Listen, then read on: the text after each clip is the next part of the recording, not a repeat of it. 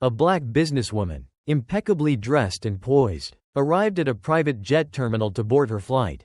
She was a CEO, a self-made success ready for an important meeting that would shape the future of her company. But what should have been a routine moment of triumph turned into a confrontation she'd never forget. A terminal staff member, fueled by unchecked biases, accused her of trespassing on the jet she owned, questioning her right to be there. What happened next? In just 5 minutes, the tables turned. With a single phone call and undeniable proof of her authority, the staff member was fired on the spot. The room was left in stunned silence, and the fallout sparked a conversation about the assumptions we carry and the biases we must confront.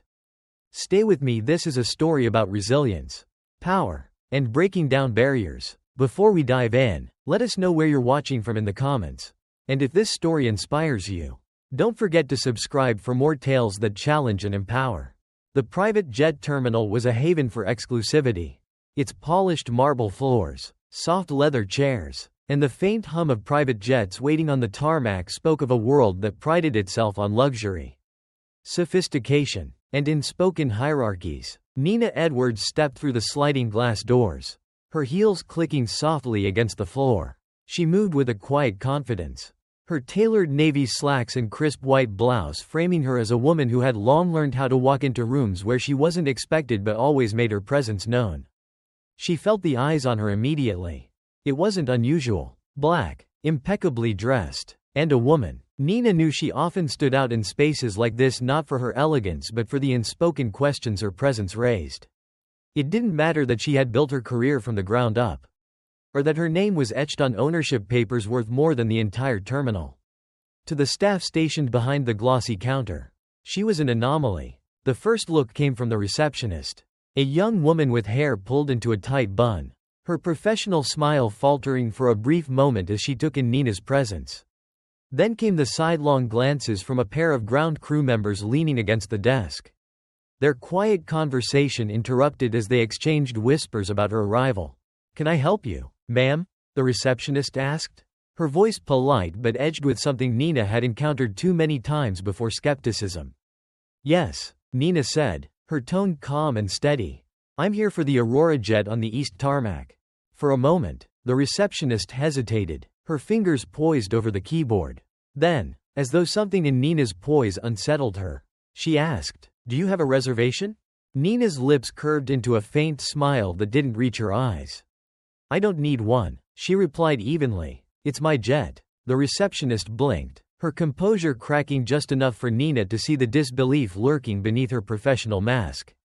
"Your jet?" she repeated, the words slow, as though they didn't make sense.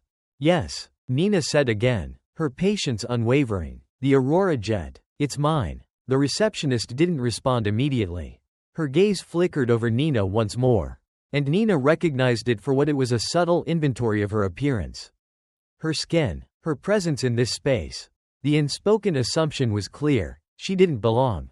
Before the receptionist could respond, a gruff voice cut through the tension. "What's going on here?" Nina turned to see a man approaching, his fluorescent safety vest catching the light as he walked. His face, weathered from years of working on the tarmac, carried a permanent scowl that deepened as he looked her over. He didn't wait for an answer from the receptionist. "I'm Mike," he said, his tone brusque, "head of ground operations. Is there a problem here?" The receptionist faltered, glancing nervously between Mike and Nina. "She's, claiming the Aurora jet is hers." Mike's scowl darkened as he turned his full attention to Nina. His gaze was slow and deliberate, lingering on her designer handbag in understated elegance, as though searching for a crack in her facade. "That's a private jet," he said bluntly. "You can't just walk in here and claim it's yours." Nina met his gaze, her expression calm but firm. "I'm not claiming anything," she said. "It is mine." Mike scoffed, folding his arms across his chest. "Listen, lady, I don't know how you got in here, but this isn't some commercial airline where you can just sneak onto a flight. If you don't leave voluntarily, I'll have security escort you out." It was then that Nina felt the weight of the room shift. The whispers grew louder. Passengers in tailored suits and expensive dresses paused their conversations to glance in her direction. Staff members moved subtly closer, pretending to busy themselves while clearly eavesdropping. The judgment in their eyes was unmistakable. "She doesn't look like she belongs here." Someone muttered. "Maybe she's lost." Another added, not bothering to lower their voice. Nina straightened her posture, her chin lifting just slightly. She was used to this. It wasn't the first time her authority had been questioned, and she knew it wouldn't be the last. But this time, the stakes were different. This wasn't just about proving herself, it was about what her presence here represented. "Do you always treat your clients this way?" Nina asked, her voice sharp enough to cut through the tension. "You're not a client," Mike snapped. "You're trespassing." Before Nina could respond, a pair of security guards approached, their stances rigid with authority. One of them, a tall man with a clipboard, looked at her with a mix of caution and suspicion. "Ma'am," he said, his tone measured, "we're going to need you to step aside and provide some identification." Nina's gaze didn't waver. Instead, she reached into her handbag. But instead of producing an ID, she pulled out her phone. "I don't think that will be necessary," she said calmly, dialing a number with practiced ease. "What do you think you're doing?" Mike demanded, his irritation boiling over. Nina raised a finger to silence him as the call connected. Her voice softened slightly, but the steel in her words was unmistakable. "Jordan, I need you at the terminal. Bring the documents." The guards exchanged uncertain glances as Mike's scowl deepened. Nina ended the call and slipped the phone back into her bag, her expression unshaken. "I suggest you prepare yourself," she said, her voice carrying a quiet power. "This situation is about to change very quickly." The room seemed to hold its breath, every eye fixed on Nina. The murmur of voices faded, replaced by a heavy, expectant silence. It was the kind of silence that only came before a storm. And Nina could feel it building. Outside, the sound of tires crunching on gravel broke the tension. Through the glass doors, a sleek black SUV pulled up to the entrance, its tinted windows gleaming under the morning sun. The driver stepped out first, followed by a sharply dressed man carrying a leather folder. Jordan Hayes walked with the air of someone who didn't have to prove his authority, it simply followed him. As he entered the terminal, his gaze locked on Nina, and a subtle nod passed between them. "Miss Edwards," he said, his tone formal but warm. "Everything is prepared." "Good," Nina replied, her voice steady. She turned to Mike, her gaze piercing. "Now, let's clear up this misunderstanding." Mike's bravado faltered as Jordan stepped forward, the leather folder in his hand unmistakable. For the first time, there was a flicker of doubt in the room, a shift in the balance of power. Nina didn't need to say a word. Her presence, her resolve, and now her proof spoke louder than any argument she could make. And so, the battle lines were drawn not just between Nina and those who doubted her, but between the world as it was and the world as it should be. The black SUV idled just outside the terminal, its sleek exterior glinting in the sun. Jordan Hayes stepped out with precision, his tailored suit as sharp as his movements. He carried a leather folder in his hand, his expression unreadable. Behind the tinted windows, the faint outline of the driver remained visible, waiting for further instruction. Inside the terminal, the murmurs grew louder as passengers and staff strained to see what would happen next. Nina stood at the center of it all, her composure a deliberate shield against the rising tide of tension. She watched as Jordan approached, the sight of him steadying her resolve. This wasn't just about the confrontation anymore, it was about dismantling something deeper. Something ingrained in every whisper, every skeptical glance, every subtle dismissal she had faced since stepping through the doors. Mike, the head of ground operations, shifted uneasily as Jordan entered the terminal. The scowl that had been his mask of authority now wavered, a crack forming as doubt seeped in. He didn't look at Nina directly anymore, instead glancing at the two security guards who flanked him. The guards, stiff and silent, mirrored the discomfort that had begun to settle in the room. "Miss Edwards," Jordan said, his voice low but firm. He handed her the folder with a practiced motion, his gaze briefly meeting hers. "Everything is in order. Thank you, Jordan," Nina replied, her voice carrying an authority that cut through the murmurs. She turned her attention to Mike and the security guards, opening the folder to reveal its contents. "These are the ownership documents for the Aurora jet," she said, her tone measured but unyielding. "Signed, sealed, and notarized. I trust this will put an end to any further doubts." The weight of her words hung in the air, pressing down on the room like an invisible force. For a moment, no one moved. The receptionist, who had been watching with wide eyes, visibly paled as the reality of the situation began to sink in. One of the security guards stepped closer, his gaze flickering between the documents and Nina's unflinching expression. Mike's voice, when it finally came, was strained. This is highly irregular," he said, though the bravado that had defined his earlier tone was gone. "We're just following protocol. There are security concerns." "Security concerns?" Nina cut in, her words sharp. "What concerns? Exactly? That I don't look the part? That my presence in this space doesn't fit your assumptions?"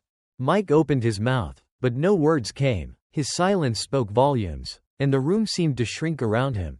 Jordan stepped forward then, his movements deliberate. "Miss Edwards is not just the owner of the jet," he said, his voice calm but edged with steel. "She is the CEO of Aurora Aviation. She built the very company you work for. And yet you treated her as if she were an intruder." A ripple of whispers spread through the terminal. Louder this time. Passengers exchanged glances, some embarrassed, others indignant. One man in a tailored suit shook his head, muttering under his breath, "Unbelievable." Nina took a step closer to Mike, her gaze unwavering. "Do you know what the most exhausting part of this is?" she asked. Her voice soft but piercing. "It's not the blatant disrespect, though that's tiring enough. It's the constant need to prove myself in spaces where my presence alone should be proof enough. It's the unspoken assumptions that someone like me can't possibly belong, despite all the evidence to the contrary." Her words landed with a quiet finality, each one a stone dropped into the still water of the room's collective conscience.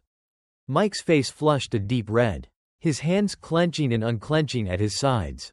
The security guards, caught in the crossfire of authority and error, exchanged uneasy glances. Before anyone could respond, a sharp voice cut through the room. "Miss Edwards, I'd like to personally apologize." All eyes turned to the speaker, a middle-aged woman in a crisp blazer, her heels clicking against the marble floor as she approached. She extended a hand toward Nina, her expression contrite. "I'm Karen Stanton, the terminal manager. I was just informed of the situation, and I'm deeply sorry for how you've been treated." Nina regarded her for a moment, then shook her hand with a firm grip. "Apologies are appreciated," she said, her tone even, "but actions matter more. This isn't just about me. It's about ensuring that no one else is subjected to this kind of treatment." Karen nodded, her face tight with a mix of embarrassment and determination. "You're absolutely right. I'll see to it personally that corrective measures are taken." But before Karen could continue, a voice from the crowd interrupted. "Why does it always take this long for someone to do the right thing?" The question came from an older black man standing near the edge of the terminal. His arms crossed, his voice carried the weariness of experience, the kind that didn't need amplification to be heard. His words hung in the air, resonating in a way that silence could not. Karen glanced at him, then back at Nina, as if searching for a response. But Nina said nothing, letting the truth of his statement settle over the room. In that moment, Nina realized this wasn't just about correcting one incident. It was about addressing the deeper fault lines that ran beneath the surface of everyday interactions. It was about acknowledging the quiet indignities that so often went unnoticed but never unfelt. As Jordan stepped back, signaling to the staff to review the documents further, Nina turned toward the older man. She met his gaze and nodded a silent acknowledgement of the unspoken bond between them. He nodded back, his expression one of quiet respect. The terminal had grown quieter now, the tension replaced by a palpable sense of introspection. Passengers and staff alike seemed to move with a new awareness, their earlier certainty replaced by the humbling realization of how easily they had been complicit. Nina felt the shift, subtle but significant. It wasn't enough, not yet, but it was a start. And for her, that was reason enough to keep going. The private jet terminal should have been a quiet place of transition, a waypoint for executives, magnates, and dreamers with pockets deep enough to soar above the clouds. Yet as Nina Edwards walked away from the reception desk, the whispers and sideways glances followed her like a shadow. The echo of Mike's disdainful tone lingered in her mind, but she pushed it aside. Jordan's presence had begun to shift the balance, but she knew too well how long it could take for perceptions to truly change. She stepped toward the large glass windows overlooking the tarmac, the Aurora jet gleaming in the sun like a sentinel of her success. Despite its grandeur, She felt a pang of discomfort, a familiar unease that came not from the jet itself but from the walls it had forced her to scale just to claim her place as its owner. Behind her, the murmurs persisted, now peppered with quiet indignation. CEO or not, she heard someone mutter. She didn't have to make a scene. Another voice, softer but no less biting, replied, "It's always about playing the victim." Her fingers tightened around the strap of her handbag, the leather creaking softly under her grip. These moments, when people didn't know they were being overheard, revealed truths that no apology or corporate training could erase. Racism, Nina had come to understand, often didn't arrive with slurs or fists, it slipped in through quiet comments. Lowered expectations, and the constant need to prove that she deserved to exist in spaces like this. Jordan's voice cut through her thoughts. "Miss Edwards," he said, his tone steady, "we've confirmed the documents with the staff. They've acknowledged the error." She turned to him, her expression calm but tight. "Acknowledging the error isn't enough," she said softly. "If we let this go without consequences, it'll happen again." Before Jordan could respond, Karen Stanton, the terminal manager, reappeared. She moved with purpose, her demeanor contrite but hurried, as though trying to fix a mistake before it spiraled further. "Miss Edwards," Karen began, her voice clipped with nervous energy, "I've spoken with my staff, and we'll be implementing immediate training sessions to address the biases that led to this misunderstanding." Nina raised an eyebrow. "Training sessions," she echoed, her tone even but pointed. "And what about accountability?" Karen hesitated, her polished exterior cracking. "I understand your frustration, but, do you?" Nina interjected, her voice rising just enough to draw attention. "Do you understand what it's like to walk into a room and be seen as a trespasser instead of a client? To have your authority questioned not because of anything you've done, but because of what you look like?" Karen's lips pressed into a thin line, her discomfort palpable. "I can assure you, Miss Edwards, this isn't about race. It's a misunderstanding, nothing more." Nina let out a soft, humorless laugh. "It's always a misunderstanding, isn't it? Until it happens again, and again, and again." The terminal grew quieter, the atmosphere thick with unease. Passengers glanced between Nina and Karen, their faces betraying a mix of curiosity and discomfort. Even Jordan, usually composed, shifted his weight slightly, his gaze flicking to the ground. Karen cleared her throat, clearly unprepared for the intensity of Nina's response. "I assure you, Miss Edwards, we take this very seriously. Mike's behavior will be addressed." "Addressed how?" Nina pressed. "Will he be reassigned, given a warning, or will he face real consequences for his actions?" Karen hesitated, and that hesitation spoke volumes. Nina felt a familiar pang of frustration. The system always found ways to protect its own, to excuse behavior that, in any other context, would be deemed unacceptable. Mike might face a slap on the wrist, a carefully worded reprimand, but the culture that enabled him would remain untouched. Nina stepped closer, her voice dropping to a near whisper, though its intensity could have pierced stone. "Let me be clear.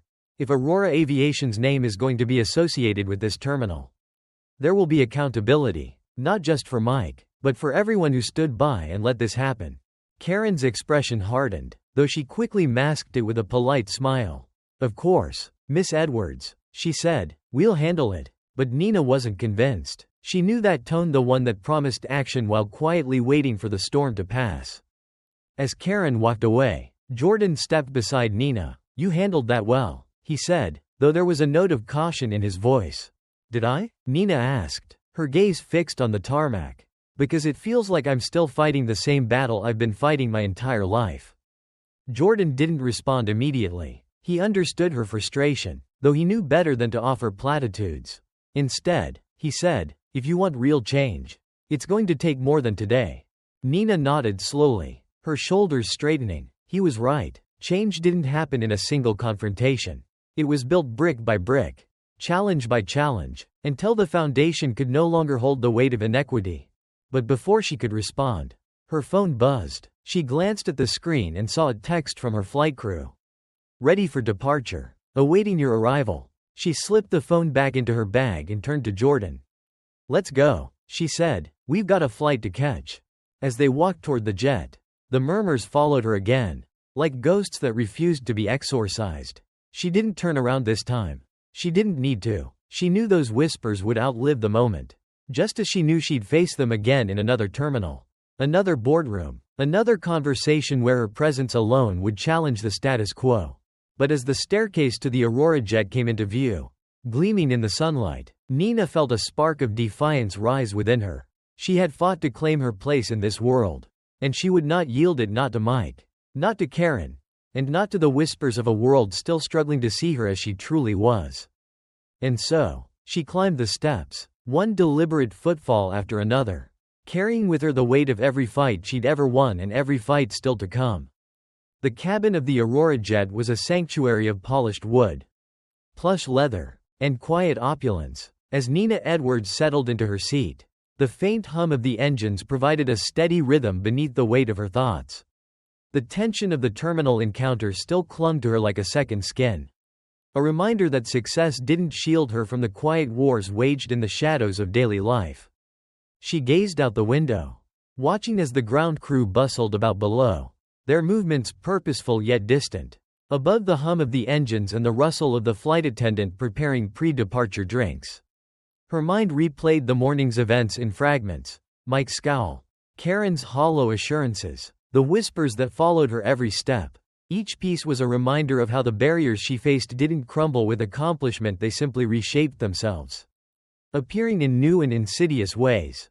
Jordan sat across from her, his tablet balanced on his knee. He broke the silence with a question that had been lingering between them since they boarded. Do you think Karen will follow through? Nina didn't look away from the window. Do you? She countered, her voice soft but edged with a challenge.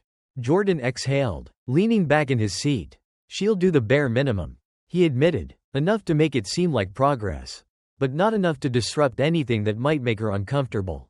And that's the problem, Nina said, finally turning her gaze to him. Comfort. Comfort is why nothing changes. People like Karen want the appearance of accountability, but they don't want the discomfort that real change demands. Jordan nodded, his silence an agreement. He knew she was right. He'd seen it before, the way systems protected themselves, bending just enough to quiet dissent but never enough to truly break the cycle. The flight attendant approached with a tray, her posture professional and her expression unreadable. Would you like anything to drink before takeoff, Miss Edwards? She asked. Nina's lips twitched into a faint smile. Just water, thank you. The attendant nodded and placed a glass on the tray table. As she walked away, Nina couldn't help but notice the subtle difference in her demeanor compared to earlier.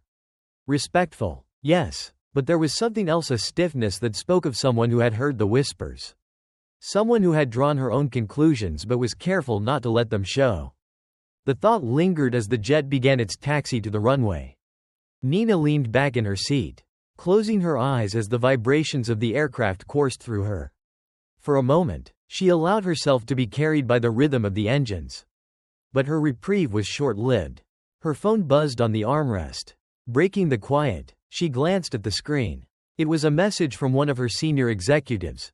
Heard about the terminal incident. Let's talk when you land.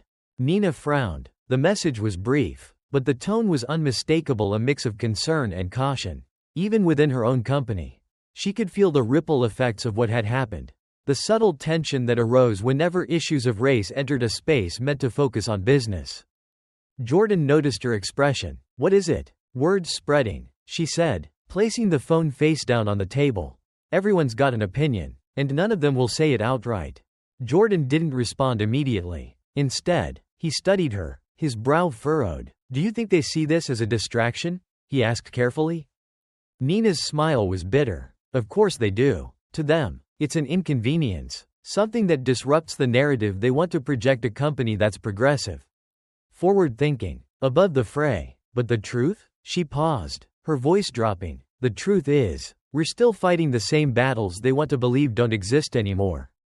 The jet accelerated down the runway, and for a moment, the conversation was swallowed by the roar of takeoff.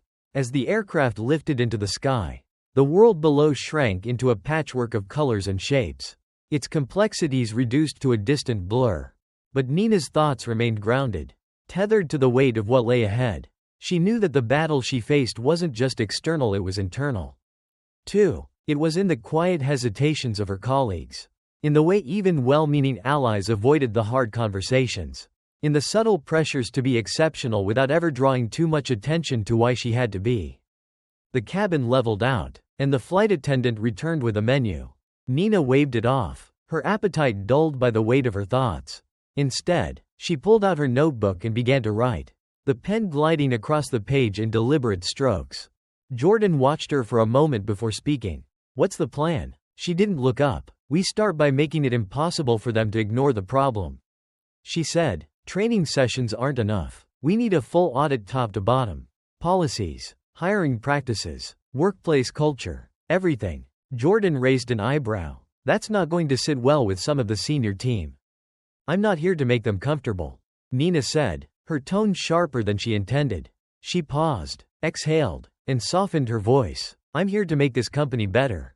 And if that means making some people uncomfortable, so be it. Jordan nodded, his expression thoughtful. You're right, he said after a moment. But you know as well as I do. This won't be the last fight. Nina closed her notebook and met his gaze. It never is, she said simply. As the jet soared above the clouds, Nina felt the familiar mix of exhaustion and determination settle in her chest. She had climbed too many mountains, crossed too many barriers, to let this moment pass without action. But she also knew that for every step forward, there would be resistance. For every victory, there would be those who questioned whether the fight was worth it. And for every change, there would be whispers, always whispers, reminding her that the world she lived in wasn't ready for the one she was trying to build. She leaned back in her seat, her eyes on the horizon. The sky was endless, its vastness both daunting and full of promise. And as the Aurora jet carried her toward her next destination, Nina made a silent vow: she would keep fighting. Not just for herself, but for everyone who deserved a place in a world that still refused to see them. The Aurora jet cruised at 35,000 feet. Its engines a steady hum against the silence of the cabin. The vast expanse of sky stretched endlessly beyond the windows. A tableau of soft blues and whites that might have inspired calm in another moment.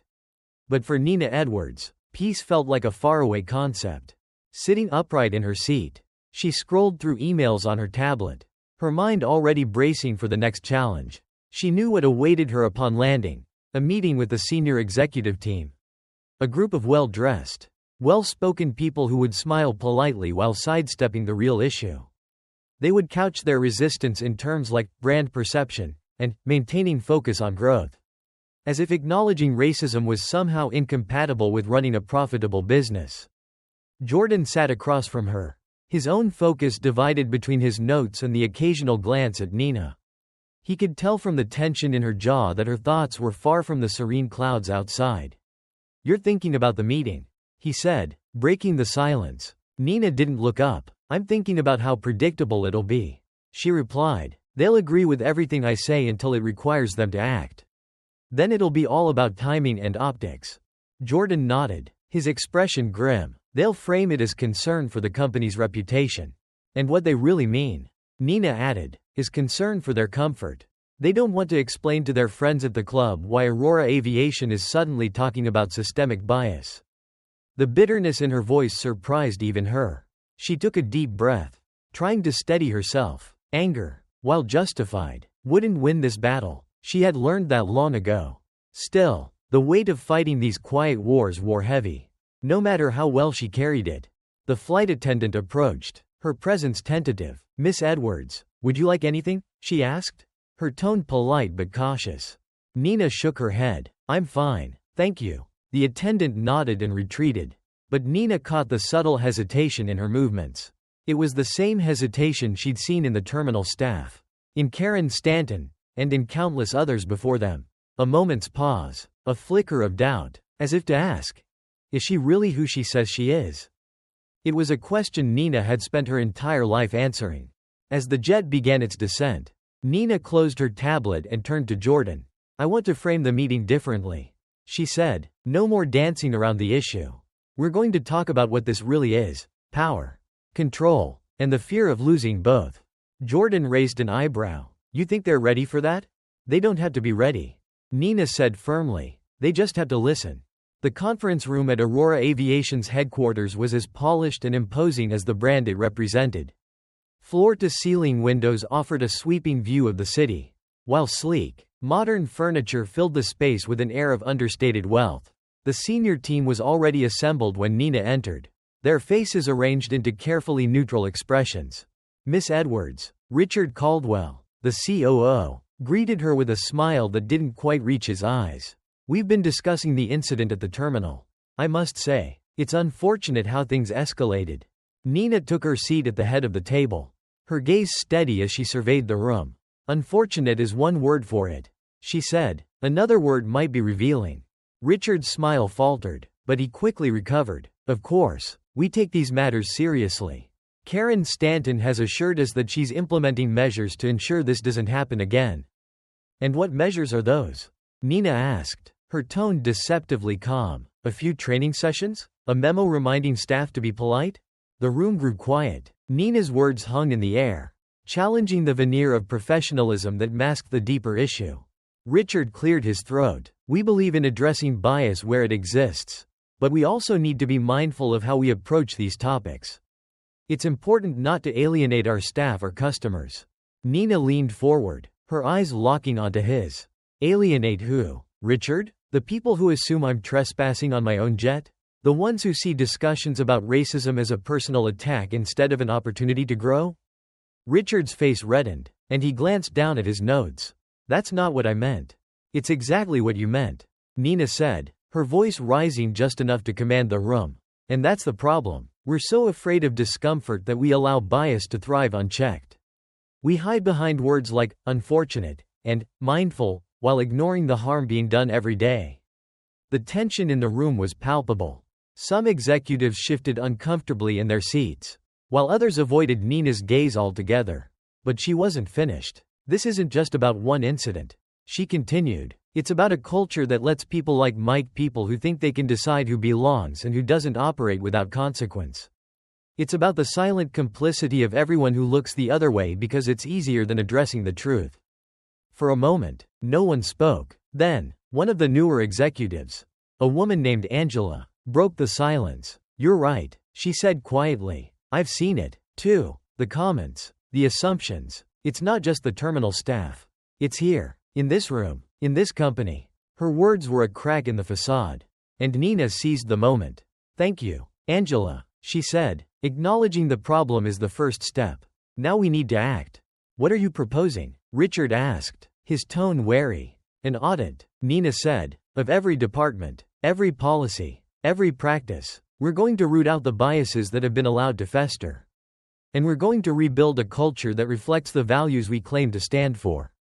Richard frowned. That's a massive undertaking. It could be disruptive. Disruption is exactly what we need, Nina said, because the alternative is staying comfortable while the problem gets worse. The meeting ended with a mix of resistance and reluctant agreement. As the executives filed out, Nina stayed behind, her thoughts heavy. Jordan lingered by her side, his expression unreadable. You pushed them hard, he said after a moment. I had to, Nina replied. If they're uncomfortable, maybe they'll finally understand what it feels like to live with this every day. Jordan nodded, his respect for her clear. You think they'll follow through? They don't have a choice, Nina said. Not if I have anything to say about it. She turned to the window, watching as the city stretched out before her. The challenges ahead felt as vast and daunting as the skyline. But Nina knew she couldn't stop now. The fight wasn't just for her, it was for everyone who had been silenced, dismissed, or overlooked. And as the sun dipped below the horizon, casting the city in a warm, golden glow, Nina felt a renewed sense of purpose. Change wouldn't come easily, but it would come. She would make sure of it. The boardroom echoed with the fading hum of voices, but the silence left in its wake felt louder. Nina Edwards stood by the floor-to-ceiling windows, the city sprawling beneath her like a restless tide. The meeting had ended moments ago, but its residue clung to her, a mix of tension, frustration, and the faintest flicker of hope. She glanced at her reflection in the glass. Her composed exterior belied the battle raging within, the weight of the day pressing against her shoulders like the weight of history itself. Behind her, Jordan Hayes closed his notebook and set it on the table. They'll push back, he said quietly, breaking the stillness. Nina turned to him, her expression calm but her voice tinged with determination. Let them. The resistance came sooner than expected. That afternoon, As emails pinged into her inbox and calls began to roll in, Nina saw the familiar pattern unfold. Objections wrapped in professional language. Concerns about costs and efficiency. Questions about whether such sweeping changes were necessary. But beneath the surface, the real message was clear. Why are you making this about race? It was a question Nina had encountered all her life.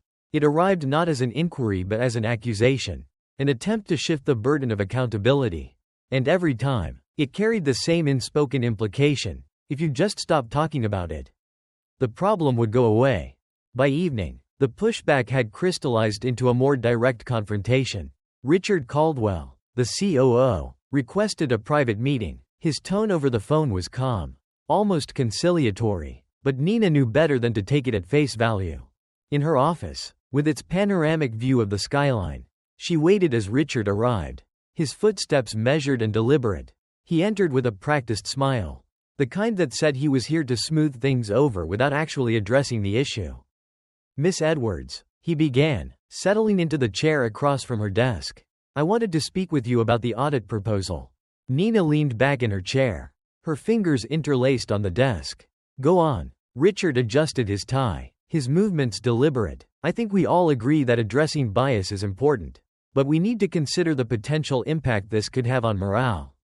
An audit of this scale could make people feel scrutinized, even targeted." "Good," Nina said evenly. "Maybe they should feel scrutinized. If they're uncomfortable, it means we're getting somewhere." Richard's smile faltered, but he quickly recovered. "I understand your perspective, but there's a balance to be struck here. We don't want to alienate our employees." Nina's gaze hardened. "Alienate who, Richard? The employees who already feel overlooked and dismissed? Or the ones who've benefited from those very biases we're trying to address?" He hesitated, his polished facade cracking slightly. "This isn't about sides," he said. "It's about maintaining harmony within the company." "Harmony," Nina repeated, the word sharp in her mouth. "Harmony is what people call it when nothing changes. It's the quiet agreement to pretend everything is fine while the same systems keep hurting the same people." Richard shifted uncomfortably, his hands clasped tightly in his lap. "You have to admit, though, this could become a PR issue. If we're not careful, it might look like we're overcorrecting." Nina leaned forward, her voice low but cutting. "Overcorrecting? We're not even close to correcting. You're worried about how it looks. Richard, I'm worried about how it is." The room fell silent, the air thick with the tension between them. Richard looked away first, his gaze dropping to the corner of her desk. "I just think we need to be careful," he muttered. "And I think we need to be bold." Nina countered. "If you're not ready to stand for something real, then maybe you should ask yourself why you're in this room." The confrontation with Richard set the tone for the week. Resistance came from all sides: executives concerned about investor confidence, managers worried about disrupting workflow, even whispers among the rank and file staff about whether the CEO's focus on bias was a distraction from real business. Nina heard it all, and every comment, every objection, carried the same unspoken truth. Change scared them. It wasn't just about the policies or the audit. It was about what the audit represented: a challenge to the status quo. A disruption of the unspoken agreements that had allowed some to thrive while others were left to fight for scraps. By the end of the week, Nina found herself in the terminal lounge, waiting for a flight to another meeting. The lounge, with its sleek design and muted colors, was filled with the quiet hum of business travelers speaking in low tones. As she sipped her coffee, she noticed a woman across the room watching her. She was older, with silver hair and a face lined by years of experience. The woman approached, her movements deliberate but unhurried. "Miss Edwards?" she said, her voice warm but firm. "I've read about you. It's good to see someone like you in charge." Nina smiled faintly, though the compliment carried its own weight. "Thank you." The woman hesitated, as if debating whether to continue. Finally, she said, "I hope you don't take this the wrong way. But, you've got a fight ahead of you. They're not going to make it easy." Nina set her coffee down, her gaze meeting the woman's. "They never do." The woman nodded, her expression thoughtful. "But it's worth it, even when it feels like you're alone." For the first time that week, Nina felt the faintest flicker of reassurance. "I know," she said, "and I'm not planning to stop." The woman smiled, a quiet understanding passing between them. "Good," she said, "because we need you." As Nina boarded her flight that evening, Her mind was clearer. The resistance she faced wasn't new. It was the same resistance that had met every movement for progress. Every call for justice. It was the inertia of a world that preferred comfort to confrontation. Silence to accountability. But Nina had never been one to let the world dictate her path. She had climbed too many mountains. Crossed too many barriers. To stop now. Above the clouds. As the jet cruised through the night sky, Nina allowed herself a moment of stillness. The challenges ahead were daunting. But they weren't insurmountable. And as she looked out at the stars, she felt a renewed determination. The fight wasn't just for her. It was for the countless others who came before her. And for the ones who would come after. And no amount of resistance would keep her from seeing it through. The sunlight filtering through the floor-to-ceiling windows of the Aurora Aviation headquarters was warm and golden. But it offered no comfort to Nina Edwards. She stood at the center of the conference room, her hands resting lightly on the back of a chair. Around the table sat her senior executives, their faces a mix of apprehension and guarded neutrality. The tension in the room was thick, an invisible thread tying each person to the unspoken resistance Nina had felt growing stronger by the day. This was not the first time Nina had stood at a crossroads. Every battle she had fought had brought her here to this moment. This room, this reckoning. But even as the stakes grew higher, she felt the same quiet fire that had carried her through every challenge before. I've reviewed the feedback from the last meeting. Nina began, her voice calm but unwavering. And I understand the concerns. But let me be clear. The audit is not up for debate. Her words landed with the weight of a gavel. And the reaction was immediate. Richard Caldwell, the COO, shifted in his chair, his jaw tightening. Across the table, Angela, the newest member of the team, straightened her posture, her expression resolute but cautious. The others remained silent, their discomfort palpable. Nina, Richard said, his tone carefully measured. No one is questioning the importance of addressing bias. But the scope of this audit is unprecedented. We're already hearing whispers from staff who feel like they're being targeted.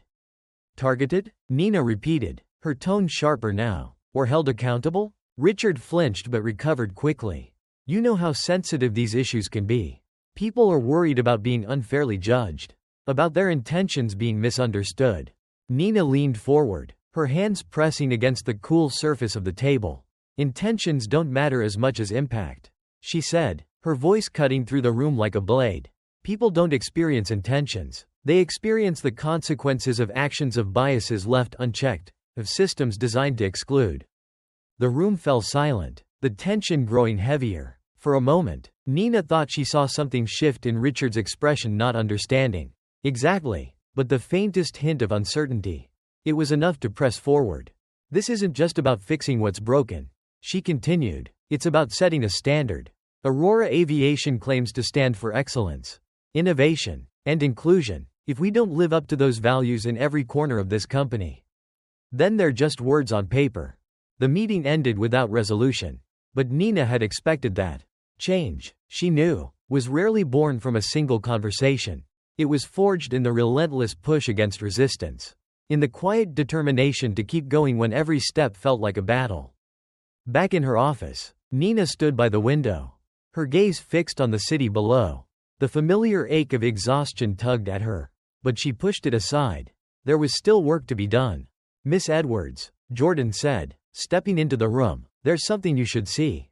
He handed her a tablet, the screen displaying a series of emails from mid-level staff. The messages varied in tone, some were supportive, others skeptical, but all shared a common thread. The audit was stirring something deeper than just professional concerns. It was forcing people to confront truths they had long ignored.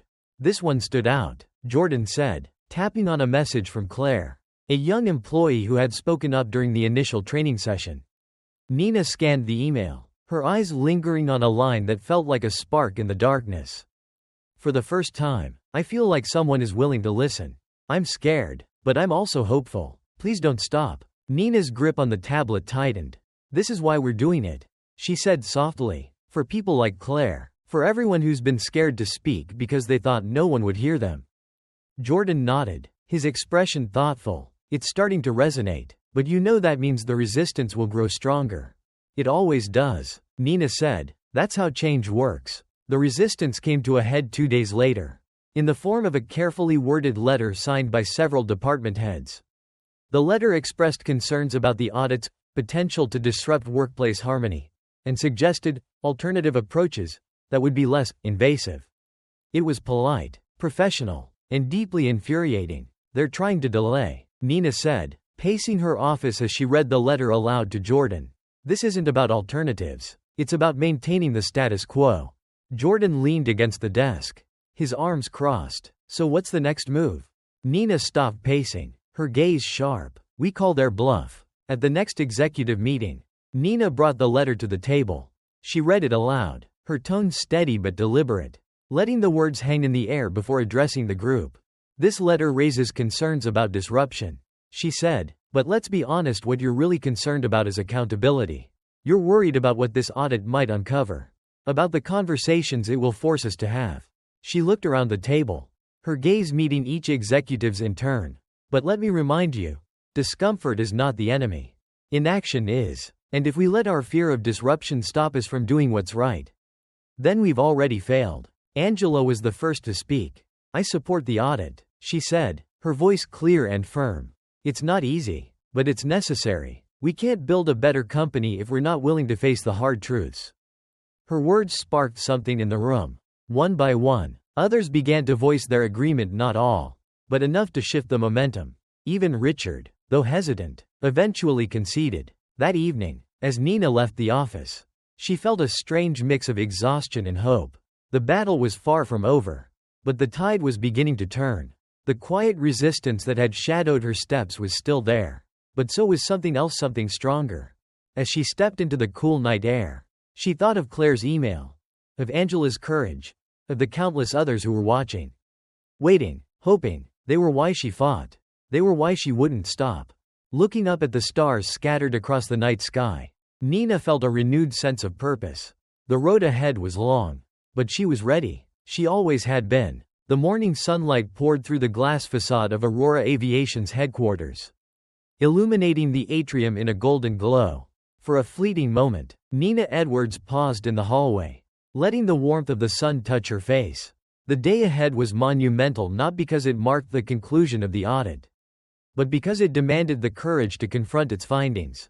Her assistant, Jordan Hayes, approached with his usual calm efficiency, holding a slim folder in his hands. "The report is ready," he said, his voice steady but his expression grave. "It's thorough." Nina nodded, taking the folder from him. "Let's see how thorough." Inside her office, the report lay open on her desk. Each page detailed incidents, policies, and behaviors that painted a clear picture of systemic bias woven deeply into the fabric of Aurora Aviation. Hiring practices that favored certain demographics, promotion patterns that left women and people of color overlooked, a culture of subtle exclusion, where microaggressions went unaddressed and assumptions about who belonged were rarely challenged. Nina read each line with a mounting sense of resolve. None of it surprised her, but seeing it laid bare, stark and undeniable, was a reminder of just how much work lay ahead. Jordan spoke first. "It's bad," he said plainly, "but it's also actionable." Nina's eyes didn't leave the report. "Actionable doesn't mean easy," she replied. "This will upset people. It'll make them uncomfortable. It'll make them angry. They're already uncomfortable," Jordan pointed out. "The difference now is they have to face it." The company-wide meeting later that day was packed. Employees from every department filled the large auditorium, their faces a mix of curiosity, apprehension, and quiet resistance. The atmosphere buzzed with unspoken tension, the weight of anticipation hanging heavy in the air. Nina stood at the podium, the audit report resting on the lectern before her. She glanced at the crowd, her gaze sweeping across the faces of those she led. This was the moment they had all been waiting for, the moment she had been preparing for her entire career. "Thank you all for being here," she began, her voice steady but deliberate. "What I'm about to share with you is not easy to hear, but it's the truth. And if we're going to move forward as a company, as a community, we need to confront that truth together." She paused, letting her words settle before continuing. "The audit revealed patterns of bias, exclusion, and inequity. These aren't isolated incidents. They're systemic issues that have shaped the culture of this company. And as your leader, I take responsibility for allowing them to persist." A murmur rippled through the crowd. some nodding in agreement while others shifted uncomfortably in their seats. Nina pressed on. "I know what some of you are thinking," she said, her tone sharper now. "You're thinking, I'm not part of the problem. You're thinking, I treat everyone equally. But let me ask you this. When was the last time you questioned your assumptions? When was the last time you spoke up when you saw someone being dismissed or overlooked? Silence is complicity, and complicity is part of the problem." The questions came fast and pointed during the Q&A session. Some employees expressed support, their voices tinged with relief that these issues were finally being addressed. Others were defensive, questioning the necessity of such a sweeping initiative. One man near the back stood up, his voice carrying over the crowd. "Why does everything have to be about race? Can't we just focus on doing our jobs?" Nina met his gaze without flinching. "Because pretending it's not about race doesn't make the problem go away," she said. "It just makes it easier for people like you to ignore it." The room grew still, her words landing like a stone in a quiet pond. Later that evening, Nina sat alone in her office, the echoes of the day still reverberating in her mind. The meeting had been a turning point not just for the company, but for her. She had stood in the face of resistance, of anger, of fear, and refused to back down. Jordan knocked softly before entering, carrying 2 mugs of tea. "You look tired," he said, setting one on her desk. "I am," she admitted, taking the mug and holding it between her hands. The warmth was soothing, but the weight in her chest remained. "But we made progress today." "Real progress." Jordan nodded, taking a seat across from her. "You know this isn't the end, right? There's still a long way to go." Nina smiled faintly. "There always is." As night fell over the city, Nina gazed out the window at the glittering lights below. The challenges ahead felt vast, but so did the possibilities. She thought of the countless people who would benefit from the changes she was fighting for, not just in her company, but beyond it. This wasn't just about Aurora Aviation. It was about creating a ripple effect, about showing what was possible when you refused to accept the status quo. The stars above seemed impossibly far away, yet Nina felt a quiet certainty as she looked at them. She wasn't just reaching for the sky, she was redefining what it meant to soar.